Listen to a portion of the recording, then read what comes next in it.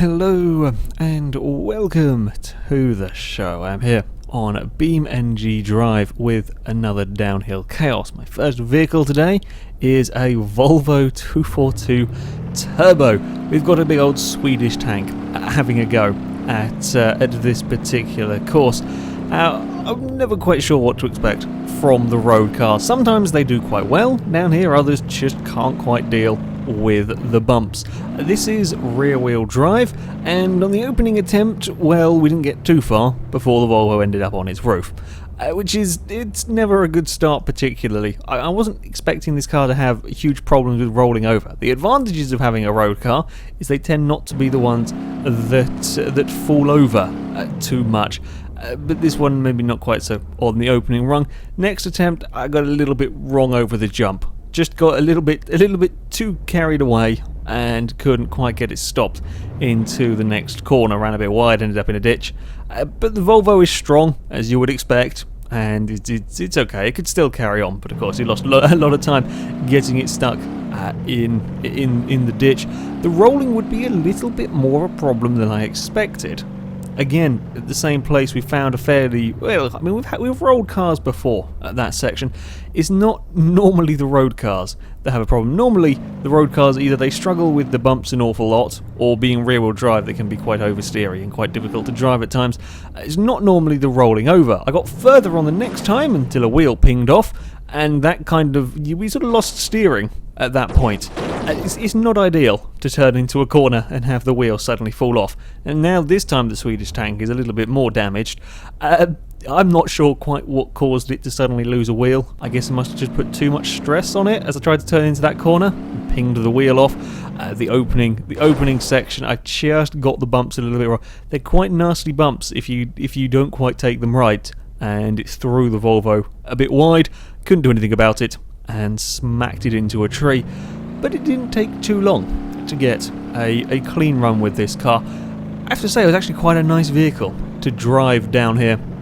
Despite being rear-wheel drive, it wasn't too twitchy and too oversteery. You could chuck it around the corners very nicely and carry some decent corner speed. Often you will find that vehicles can be quite understeery. I mean, this is a very, very tight course. But this was a really nice vehicle to drive. I have to say, it was good fun driving it down this particular route. And it dealt with the bumps very, very well. For a fairly low riding road car, it didn't have too many problems on the bumps. It wasn't getting chucked around as much. It could put the power down. Again, another downside of having a rear-wheel drive car, struggles putting the power down sometimes, or some of them can do, out of some of these slopes, especially the tree hairpin here where it gets a bit rough. I mean, the Volvo, yes, it does get chucked around, but it does very, very well at putting the power down. The downside to this car, aside from the occasional random rolling, is that it's not the fastest. It doesn't have the most power. I'm thinking it may also be quite a heavy car in comparison, so it just doesn't quite have the power or the speed. But the rest of it, yeah, it's very nice. I mean, that second jump, it got a lovely clean landing. Again, it's not getting thrown around too much in these braking zones. It's around the final corner, and then just an acceleration to the line. This is where you can see it does struggle a little bit on the old acceleration front. Managed to get it stopped in time before we crash into anything as well, which is surprising. I may have messed up slightly in the reversing. As far as damage goes, the Volvo survived. It's got a slightly bent bonnet, as we can see. Also collapsed the front suspension. It's not supposed to be like that. Otherwise it was a fairly clean run. Yeah, I mean, it's a rough course, and it does take its toll on the road cars. You can see there the front left suspension. I think the front right may have been damaged as well. Other than that, though, the Volvo does survive the course very well. I mean, it didn't have any handling effect. It didn't, not noticeably anyway, on the course. So yeah, the Volvo survived very, very well. Up next, we have got a Mitsubishi Pajero, a proper off-road vehicle designed to deal with this sort of terrain. We've had quite a few of these sort of vehicles tackle the course over the weeks, and I was expecting fairly decent things. I mean, unlike the Volvo, this has got the suspension to deal with this course. I believe it is four-wheel drive as well, and it's also quite quick. I was impressed with the speed of this vehicle on the runs, and I was expecting it to do quite well. On the first attempt, things went a little bit skew-whiff on the opening corner. May have hit those bumps. Again, it's easy to do with cars. If you hit the bumps a little bit wrong, you can have a fairly sizable crash. Although I wasn't expecting it to kind of flip it and roll the Mitsubishi down the road. There's not the most common of of things to happen, but it would quickly become a theme with this Mitsubishi. The next attempt, I didn't have a silly roll, I just ran a little bit wide. I clipped a rock or something and snapped the rear wheel, which is never good. Again, that's happened a few times, just running a little bit wide there. But it's the bouncing and the rolling that would become commonplace with the Mitsubishi. I am not entirely sure why this car in particular is so bad for this, but the Mitsubishi likes to fall over. I think it has very soft and bouncy suspension. That's the only thing that I can really come up with, which means that it rolls over so easily. Now, we've seen the occasional vehicle roll off that hill if you get the line wrong. I mean, I barely touched the inside of the corner there. It was still enough to roll the Pajero. Again, not really rolling it off anything at that point. I ran a little bit wide, was trying to get it back on track, and once the car got bouncing, there was very little you could do about it. I mean, it's got a fairly high centre of mass, I would assume. It bounced off another thing. It was so easy to roll. It did quite a neat flip to land on its wheels. I mean, it would still work after doing these. It didn't kill the car completely. It's a blooming strong vehicle, this thing, but it just fell over so many times. I've never seen a car do an endo like that. Off that particular jump, just the way it came down on the rear suspension sort of pinged it up the other side, and we were going along on the front. I eventually started to make it a little bit further as we come over the second jump, and things were kind of going a little bit out of control as I try frantically to slow the thing down after it bounces around, but it's not quite going to work as it falls to the bottom of the course. I don't know what it is about this car. It really. I really struggled with it. We've got some wheelies going on down the first straight. The Mound of Doom would of course end up sending the Mitsubishi onto its roof and into a tree, and we've kind of caved in the in the roof a little bit. It just falls out. I mean, this is, I think, probably the worst vehicle I've had for rolling over. It's also not that good on the brakes. I was trying to get it stopped. I so nearly made it. I was very annoyed at that one. So nearly made it to the end of the course. I was trying to stop it under braking. You can see I got a bit frustrated by the fact that I went off to finish the course in case I couldn't do it. Yeah, I was trying to get it stopped under braking, and that is a fairly bumpy braking zone, and with this car being so bouncy, it really struggled getting slowed down over the second jump. Again, we have another flip. It tumbles spectacularly well, does the Pajero. It really likes to keep on, once you've started it rolling, if it's got a bit of momentum to it, it will keep on rolling for a long period of time. We found another sort of cliff bit to end up in. We're back at the first corner, and again we're bouncing and into a tree.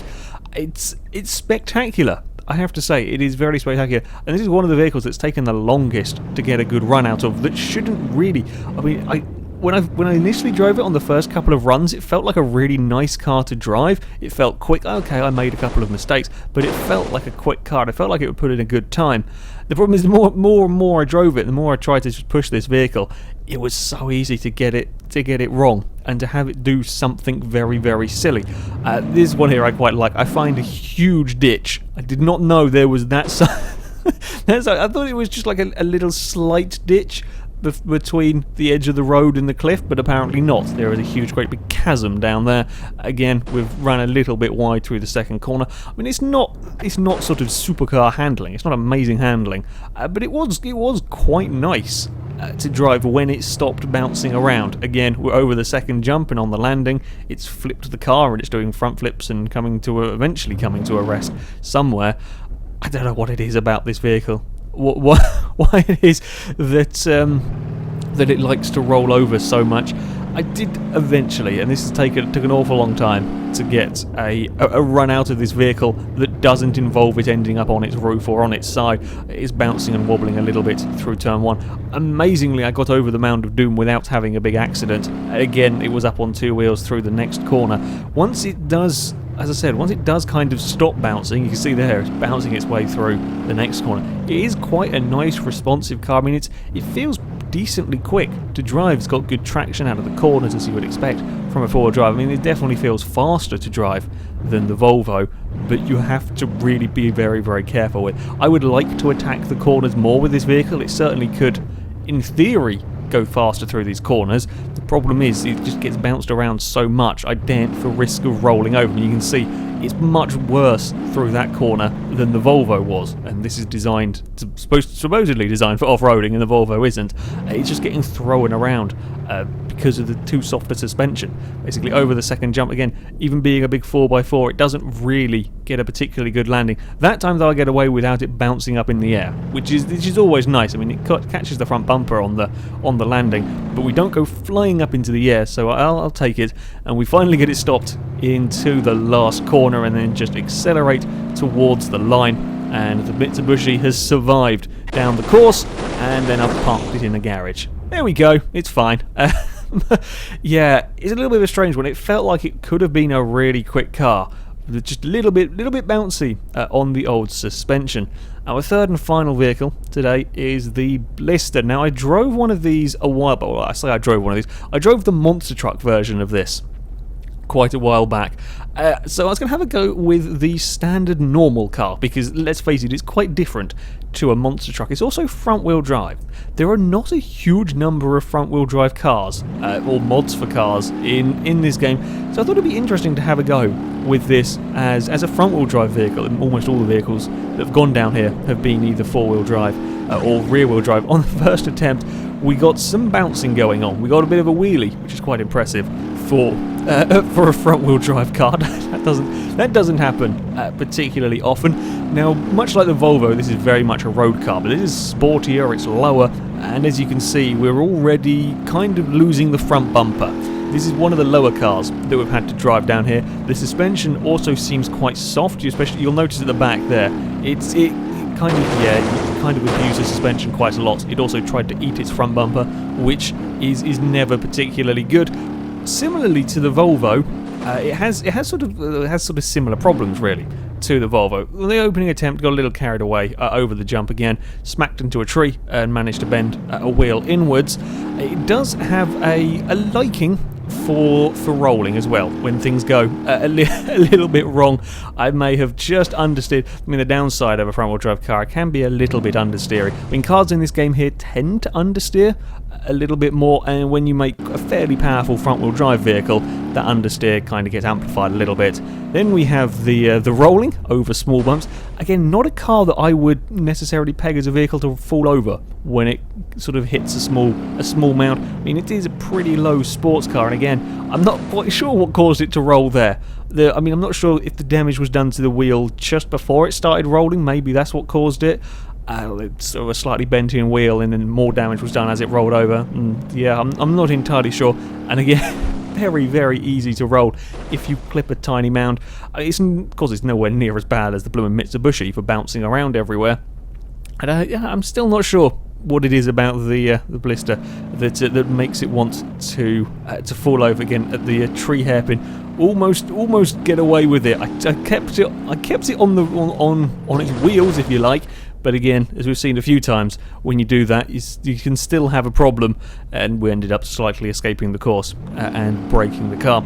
But again, with this vehicle, it didn't take too long to get a decent run. It was another car that was pretty nice to drive down here. I wouldn't say it was as easy to drive as the Volvo. It does get thrown around a little bit more on the bumps, as you would expect really from a sports car, and you do have to be quite careful with clipping the insides of some of these corners. Being front-wheel drive, it wasn't too bad. As I said, understeer, it does creep in from time to time, but you can chuck this car around quite a lot, and you will be okay. Again, it's not the most powerful vehicle. It's pretty rapid, but it's not the most powerful vehicle we've had down here. So I wasn't expecting it to go right towards the top of the leaderboard. It is certainly the front is quite low on this car, and while this isn't the most extreme off-road course you can imagine, it is pretty tough on some of the road vehicles. So as you can see, the front bumper is kind of getting chewed up, and that can cause problems if it gets stuck under the front wheel. It takes a pretty nasty whack over the jump. Luckily, we managed to lose the front bumper out to the side of the car, so it doesn't cause any problems. The rear bumper is now slightly falling off. We're shedding weight as we go to try and get a little bit more speed out of the car as we come around the final corner. And then it is just a run across the line for the Blister, trying to get it slowed down. It wasn't really going to happen. May have slightly impaled it, or not quite as nicely parked as the Mitsubishi, I have to say. Yeah, again, it survived pretty well, considering it's a very low-slung sports car. It survived pretty well the course. Yeah, it lost the front bumper, and that could be problematic, shall we say. It survived pretty well, and I liked it. It was a nice car to drive down this course. Certainly a lot easier to drive in that guise than in the monster truck version. On to the times, and it is the Blister that is the quickest of the three. Sorry, I can speak, honestly. With a 1:21.6. That's not a bad time. That's not a bad time at all. It puts it up with a couple of modified D-Series, a little bit faster than a Ford F250. That's not bad for a front-wheel drive road car, I have to say. That's a pretty good time. Again, the Volvo is also pretty impressive, a 1:23.7. Puts it around the time of the Boldy and the Vectra. Yeah, that's a decent time. I think the Volvo, with a bit more power, could actually be a very, very quick car, as that dealt with the bumps down there very, very well. We have to go a little bit further down to find the Mitsubishi, a 1:26.1. The problem is you just can't push that car. It could be very, very quick. And if the mod is improved in later updates, it may well have to have a re-go with that car. The suspension is just too soft and bouncy at the moment to really be able to push it. You got to be so cautious with the car to try and stop it from rolling over. But there we go. That is it for this video, guys. So thank you very much for watching. If you want to have a go with these mods, I will put a link in the description so you can find them yourself and download them. However, until next time, goodbye.